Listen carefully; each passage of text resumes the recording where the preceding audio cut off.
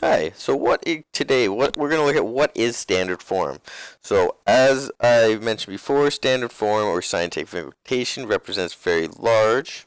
So numbers such as let's say 800 or 830 million, right? That'd be a good reason that we might use it. We learn other notations sometimes that we can represent to make it easier, like mega, right? Or milli something, or sorry, micro, milli, right? Millimeters. But we want to actually put some values because that's how we'll actually do the calculations with numbers, right? We often just might say micro because we know that's 10 to the minus 6, or you might learn that. Mega is 10 times 10 to the 6, right? So these things we might say in context, but the standard form is the actual calculation. So just like we'd have megabits, megahertz, etc. So that's very large numbers, so we could represent this as 8.3 times 10 to the 1, 2, 3, 4, 5, 6, 7, 8, 9. 2, 1, 2, 3, 4, 5, 6, 7, 8, sorry. So that would be that, right? We'll go through why that comes out to be. That, or we can have very small numbers, right? So stuff like 0.000000000000052, right?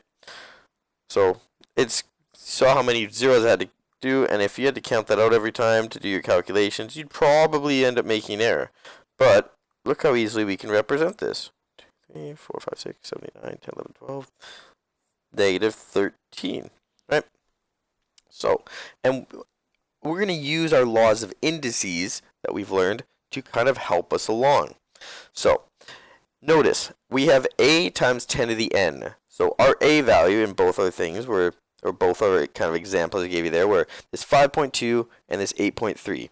So it's a number, it can be a decimal, but it's just a number between 1 and not 10. So it can be 1 and including 1. Can't be less than that because then we wouldn't have a leading number, and then that's one requirement. 2, we can't have 10 because if we wrote 10 and we have that times 10 to the 2, we could move that to be 1.0 times 10 to the 3. So there's only one correct way to write this. Okay, so we're going to see how we actually do this. So knowing that, right, knowing this, that we have to have between 1 and 10, and not including 10, I should say, and n has to be an integer. So we know that this value, our exponent or index up here, has to be an integer. So, for a little task, I want you to pause the video, see if you can identify which ones are in standard form or not. So if you want, put a check mark next to values that are in standard form and an X that are not. Conversely, if you want to just circle, it's up to you. So, okay, right. So, first one is not because this is not between 1 and 10. This one, well, this is between 1 and 10, and this is an integer. So I'm going to say that's good. I don't want to mess this up too much.